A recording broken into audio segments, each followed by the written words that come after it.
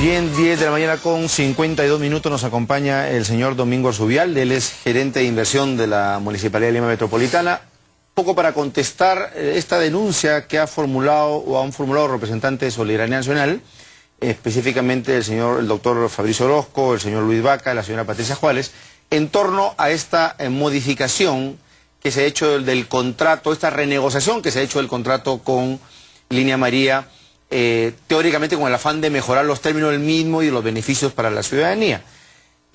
Yo quisiera, bueno, han hecho varios señalamientos, pero básicamente lo más importante es que esta renovación, esta modificación, a través de un acuerdo, se hizo antes de los 3 años, que es lo que establece la ley para que no se realicen modificaciones en contrato de concesión.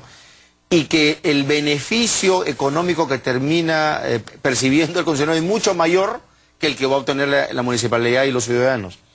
E incluso ha señalado que Invermet, que es la entidad encargada de supervisar eso, simplemente hizo de la vista gorda, no dijo nada la gerencia legal de la municipalidad, ni la gerencia de Economía y Finanzas de la municipalidad, y se procedió con el acuerdo.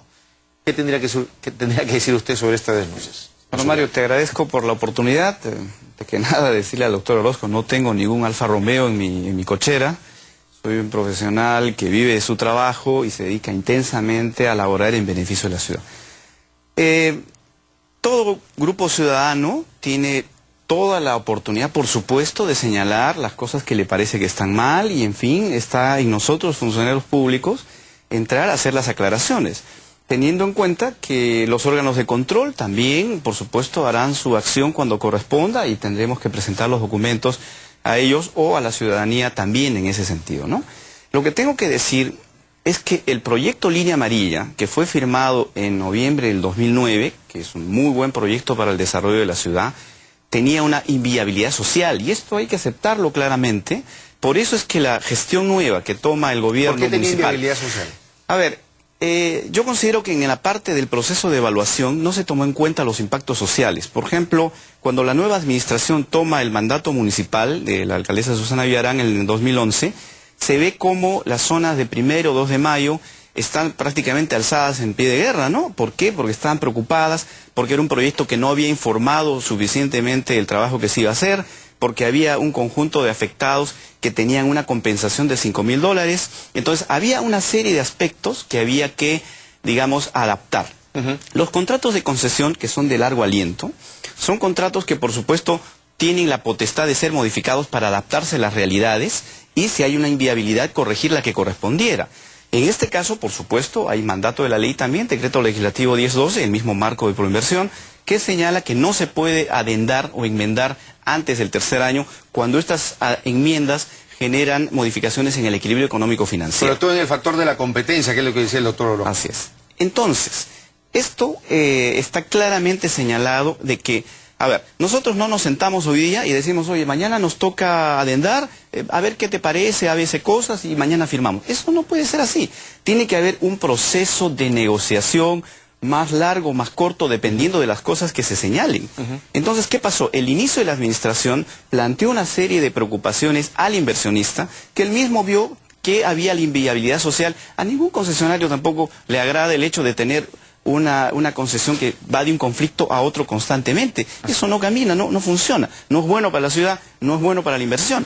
Entonces, ellos han estado claros, y este primer equipo de la municipalidad que empezó a trabajar el tema, empezó pues a señalar cuáles son los aspectos que la ciudad estimaría convenientes hacer respecto de esta modificación, que por supuesto todos tenían claro que no podía ser firmada antes de cumplir los 3 años.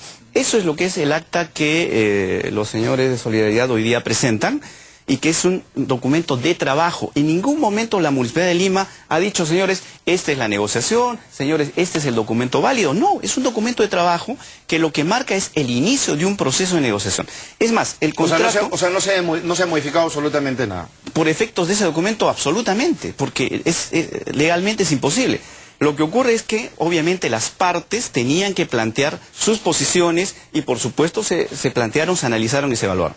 En ese sentido, el mismo contrato señala que las enmiendas, que pueden ser solo marcadas a partir del 3er año, estas necesitan por fuerza una propuesta de parte que además incorpore un análisis económico-financiero. Así es, ¿no? del beneficio. Así es, y además la aprobación o la conformidad del acreedor permitido, ¿no? O sea, no es que se modifica y el financiamiento se va al suelo, porque recuerden, el factor más importante de la implementación de un proyecto de iniciativa privada es precisamente el cierre financiero. Si finalmente las ideas están puestas, las evaluaciones están dadas, las autorizaciones se tienen, pero no hay un ente que va a financiar esto, entonces esto se cae, ¿no? Entonces esto es un proceso, por eso que ha tomado tantos meses, ha empezado precisamente con esas primeras negociaciones que marcan una guía de, digamos, de las cosas que la ciudad esperaba y que el concesionario estaba interesado en renovar, que luego se han seguido analizando con los estudios que corresponden. No es pues como se dice, expos de qué, si el único documento formal válido finalmente es la adenda.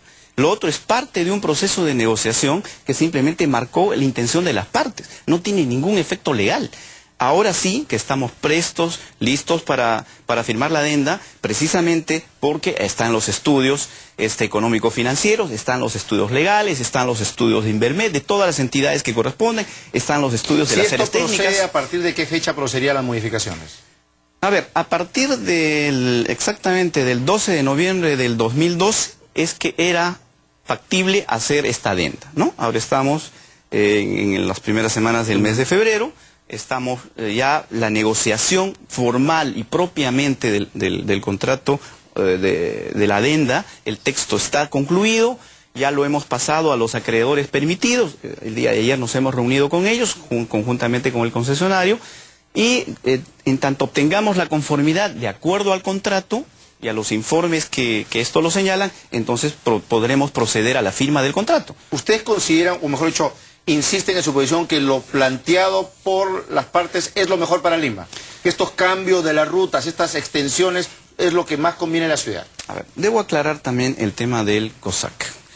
Yo antes de trabajar en Lima he trabajado en el Banco Mundial en un proyecto de transporte sostenible.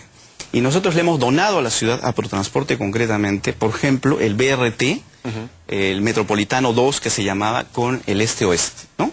Y ciertamente un proyecto que era viable hacerlo, bueno, el Ejecutivo decidió que hay que pasar un tren. O sea, lo que quiero decir es que yo tengo experiencia en el tema del manejo de BRTs y nosotros hemos hecho un BRT en la ciudad, en general, por supuesto empezado por el equipo de Castañeda, generó el BRT metropolitano, con muchas complicaciones y con hipotecando un poco el futuro de la ciudad hasta justo ahora, hasta el 10 de febrero de este año, con lo que se llamó el fideicomiso titulización. O sea, con todos los recursos que se tenía, sacamos un crédito para poder pagar el metropolitano. ¿Cuánto de demanda capta ese metropolitano? Va a llegar al 7%. El tren eléctrico A3 vamos a tener en todos estos años de esfuerzo, 10 años, 8 años, al 10%. ¿No es cierto? Ejecutivo, municipalidad. Si nosotros seguimos con esta lógica, con BRTs en la ciudad, en los próximos 40, 50 años, pues tendremos una red que abarque el 30, el 40% de la ciudad en términos de demanda de viajes día. Entonces, por eso es que Protransporte ha hecho una propuesta diferente, ya que el BRT2 va a ser ahora un tren, ya que el Ejecutivo señala que va a haber un sistema de transporte rápido mediante el Metro de Lima que todos avalamos, ya que tenemos el metropolitano, lo que ha diseñado es un sistema de corredores complementarios, por eso se llaman así, a los sistemas de transporte masivo. ¿Qué significa corredor complementario? Corredor complementario es un corredor que no tiene la infraestructura del BRT, que es una infraestructura mayor de estación central, etcétera, sino más bien sobre las estaciones laterales, lo que hace es paraderos mucho más grandes, de 300 metros, donde señala vías de desaceleración, andén para 4 vehículos y vía de aceleración, más los puentes peatonales que den la seguridad a la movilidad urbana, ¿no? Entonces, con este sistema, dentro de un plan de reforma del transporte que hay que racionalizar, reestructuración del transporte, el tema de las empresas, las nuevas licitaciones que Protransporte está emprendiendo, etcétera, etcétera. Dentro de esa visión es que, y además hay una ordenanza del Sistema Integrado de Transporte de hace unos meses, es que se ha reconvertido el diseño de la movilidad y transporte de la ciudad, ya no al sistema de BRTs, de metropolitanos, sino al sistema de corredores complementarios a los grandes sistemas de transporte masivo. Que se articula al principal. Así, y en ese sentido, no tiene sentido que este eje, que es evitamiento, el que corresponde a la ex línea amarilla vía Parque Rimajoy, no tiene sentido que hubiese tenido una estación central respecto del sistema de transporte. Menos aún Porque recuerden, esta línea, que es la vía de evitamiento, se interconecta con la otra concesión que tenemos, que ayer fue el lanzamiento, el otro proyecto, 590 millones de dólares, que involucra a la Panamericana Norte y la Sur. A propósito, sí, de ese lanzamiento tan importante, la verdad que ha sido una buena noticia, ¿se van a establecer nuevos peajes para el cobro del tránsito? ¿Dónde van a estar ubicados? Te aclaro eso, sí, pero quería completar la idea. Para terminar la idea. Entonces, el mismo sistema de paraderos o de transporte que transite por el eje Panamericana Sur tiene que ser el mismo que se integre con evitamiento y por ende con Panamericana Norte, ¿no? Entonces, este es un solo eje, Panamericana Norte, evitamiento Sur. Entonces, por eso es que el metropolitano como concepto, BRT, que es lo que estaba en el proyecto de la línea amarilla, ya no era plausible continuar respecto de, digamos, la implementación de este proyecto. Por eso esto ha sido convertido. Ha sido simplemente retirado y por cierto, hay un análisis económico, financiero, bien lo dijo el doctor Orozco, hecho por ESAN, una entidad absolutamente prestigiosa, donde detalla exactamente qué sacaste, qué pusiste, en consecuencia ampliaste para compensar, etcétera, etcétera. Y eso es lo que se llama el equilibrio económico-financiero. Entonces, la línea amarilla y la adenda que hoy día se va a hacer vía Parque Rima con todos los proyectos de beneficio, no son pues una suma de unas cuantas obritas. Eso ha generado un proyecto de mayor capacidad de inversión para la ciudad. No es que lo mismo cuesta más, sino que es una mayor ampliación. Se sacó, se colocó, se compensó, se amplió y ahí es que por viene... tanto hay un redimensionamiento del valor de la inversión. Y ahí viene la retribución del 7%, que está dentro de un equilibrio económico-financiero.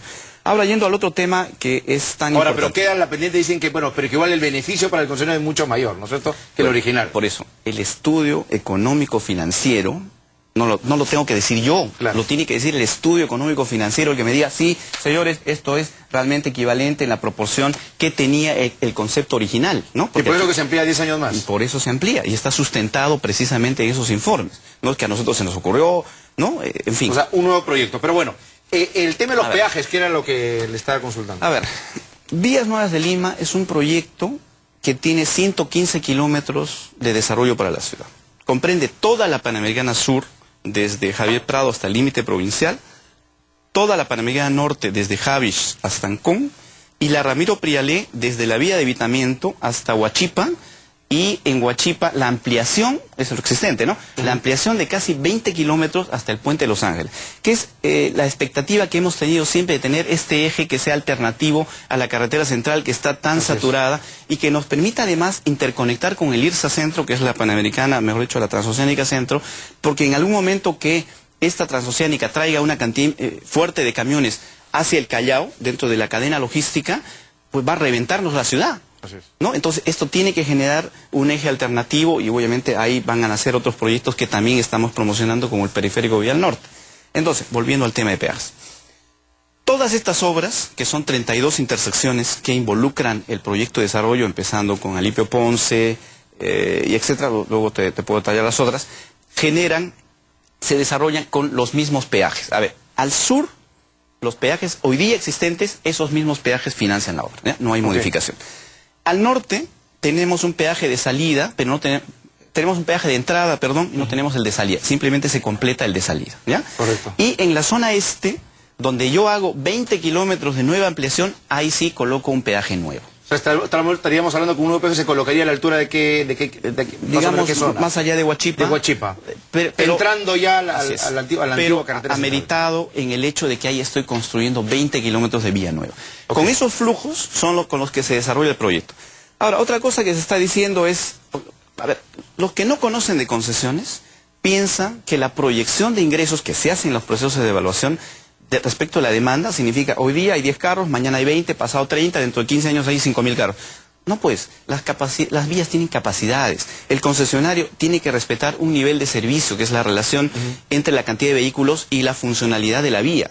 Entonces, todo esto se calcula y el crecimiento llega a un tope. Después de ese tope tengo que hacer medidas de gestión de tráfico para evitar que nuevos vehículos tomen la vía. Por eso es que la inversión privada no necesariamente resuelve todos los problemas de la ciudad. Hay que seguir trabajando en todas las otras rutas alternativas para que los viajes se sigan distribuyendo. Y luego de haber resuelto transporte público de calidad, de orden masivo, que realmente como el sistema de corredores complementarios en un corto plazo de 5 o 6 años abarque el 40% de la demanda, tengamos eso, en ese momento tendremos que empezar a trabajar en medidas de desincentivación del auto privado, precisamente para bajar la presión, como pasa en todos los países del mundo. O sea, no es nada nuevo, es parte de procesos más bien que nos llevan a nosotros a afrontar la modernidad de la ciudad. ¿Que hay temores? Seguro, pues hay temores porque esto es nuevo. Pero en fin, por eso hay un equipo totalmente fortalecido, que es el de la Gerencia de Promoción de Inversión, en el marco de la gestión de la doctora Susana Villarán, basado en principios muy básicos: transparencia, la búsqueda de la mayor eficiencia y honestidad absoluta en el trabajo. Por eso, en consecuencia, lo que haya que señalar, que decir, que explicar a los críticos o a la ciudadanía o a las entidades, pues estamos ya solamente para hacerlo, que ¿no? Entonces, se van a poner peajes solamente cuando se verifiquen 20 kilómetros de construcción. Cada 20 kilómetros debería ser. Entonces estamos hablando que habría uno de todas maneras en Huachipa, pero conforme se vaya avanzando se instalarían más. Ese solamente, no. En el este solo se van a activar estos peajes cuando esté construida la vía. Una vez que se construya, se activa el peaje. Y ahí queda. Para financiar esa obra. Y ahí queda. Ok. O sea, termina la obra de los 20 kilómetros, se pone el peaje y no es que hay más peajes. Ya. Es como conclusión y para el financiamiento lo que ya se hizo. Y con eso se completa el marco de financiamiento. Correcto. Señor Domingo Arzubiale, muchísimas gracias por estar esta mañana y por supuesto lo comprometo a que nos visite porque hay varias de estas críticas que están relacionadas a las obras, tienen un carácter técnico, pero creo que hay que explicarlo de la manera más simple para que la población pues tenga un conocimiento mucho más aterrizado de lo que se está haciendo y de lo que no se está haciendo. Correcto. 11:08, esto es ATV Noticias con Mario Saldaña, nos vamos al corte y venimos